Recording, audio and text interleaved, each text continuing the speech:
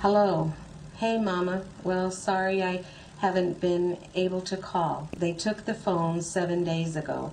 I got the letter and box. That is so cool. Your first grandson came the same day your oldest son did. How is everyone? I'm doing fine. We are just out here in the sand and windstorms, waiting. What in the world is wrong with George? Trying to be like his dad, Bush. He got us out here for nothing whatsoever. I am so furious right now, Mama. I really hope they do not re-elect that fool, honestly. I am in good spirits and I am doing okay. I really miss you guys. Thanks for the Bible and books and candy. I really look forward to letters from you guys. Well, I'll tell all the family hello and that I am doing fine. We don't expect anything to happen anytime soon. I cannot wait to get home and get back to my life. Tell Sputnik congrats, and I'll see my first nephew soon. As soon as I get back to the States. Hope you guys are doing okay. And keep sending the mail. It makes getting through the days easier.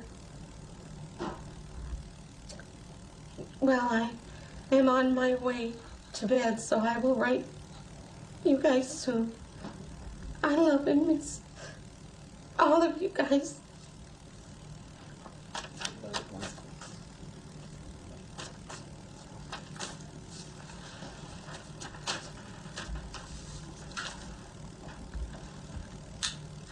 I want him to be alive, and I can't make him alive. But your flesh just aches. You want your child. It's out of sync. A parent is not supposed to bury their child. I feel sad for my family because we lost our son. But I really feel sorry for the other families that is losing their kids as we speak. And for what?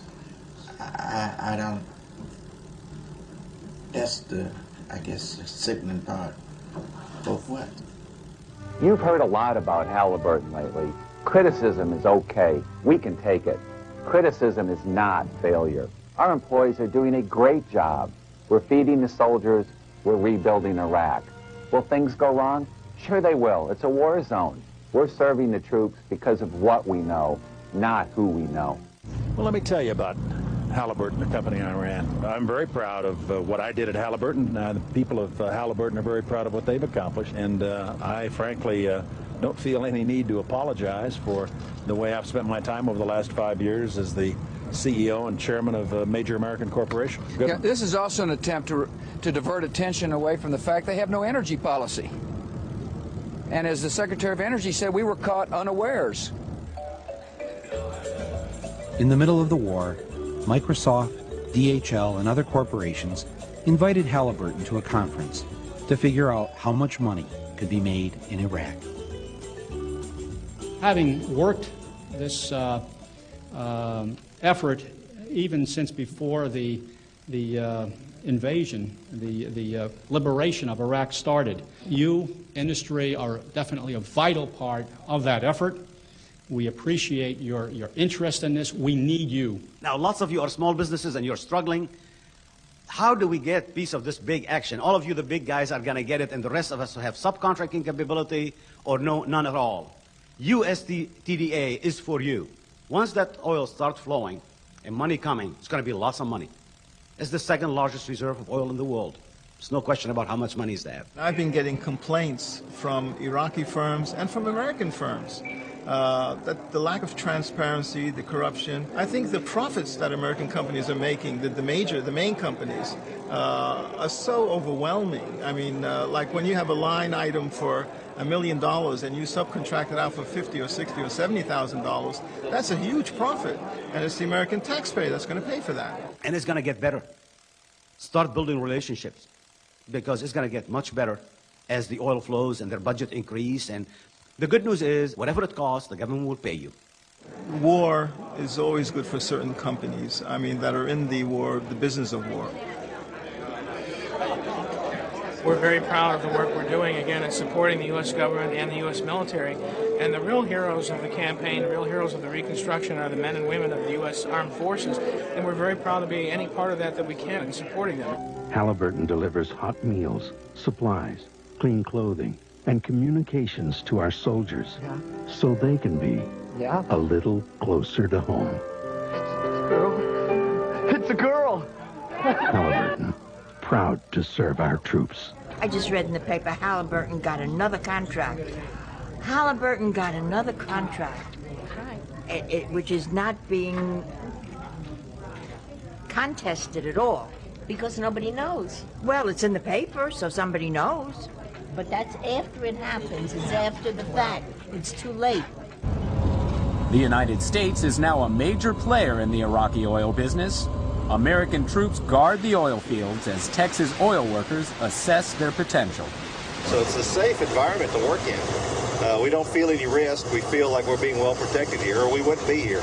It's no secret. I make anywhere, I don't know, between $2,000 and $3,000 a month. A Halliburton employee out here driving a bus can make all between $8,000 and $10,000 a month. Explain that one to me. For 40 hours a week, driving the same 2.5 mile route. Go figure.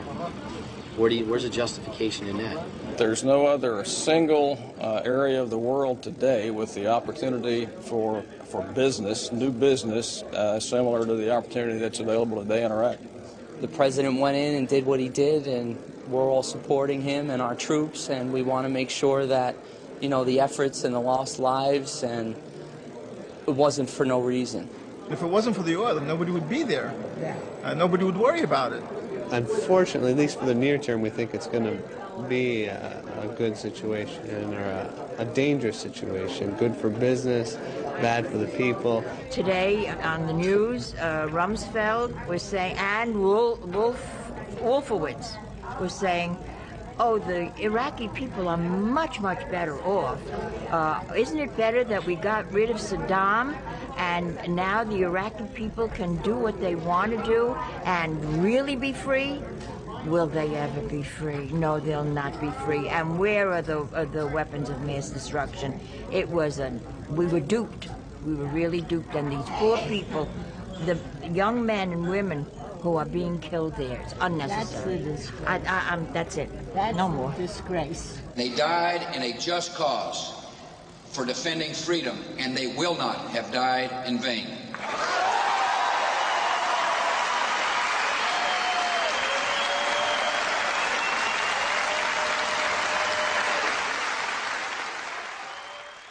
Lila had called to tell me that she was coming down from Flint to Washington, D.C. to attend a jobs conference. On her break, she said she was going to go and pay a visit to the White House.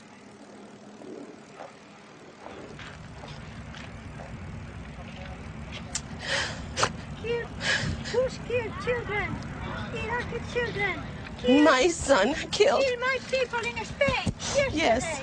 These false lies kill people, your children too. Yes, my son. They have business to do in Iraq now, and they're killing all these young Americans. Yes. For what? For oil. Of course, he's a terrorist. No, he isn't. This is all staged. He's a butch of This is Iraq. all staged. He's the My butch son. of Iraq. Where was he You killed? tell me, my son. Where was he It's killed? not a He's the stage. butch of Where was he Iraq. killed? He Kill was my killed in people Karbala. Spain by lying. April 2nd. It's not a stage. My son is They dead. didn't have to go to war. There are a lot of they other didn't people, have to too. attacking our people because of food. Blame Al Qaeda. What'd that woman yell at you? That I'm supposed to blame the Al-Qaeda. The Al-Qaeda didn't make a decision to send my son to Iraq. Ignorance that we deal with everyday people, because they don't know. People think they know, but you don't know. I thought I knew, but I didn't know.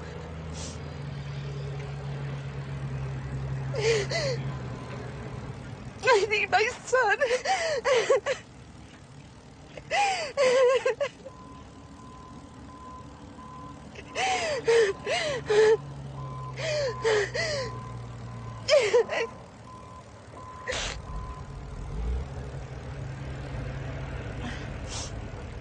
God, it's tougher than I thought it was gonna be to be here. But it's freeing also, because I finally have a place to put all my pain and all my anger and to release it.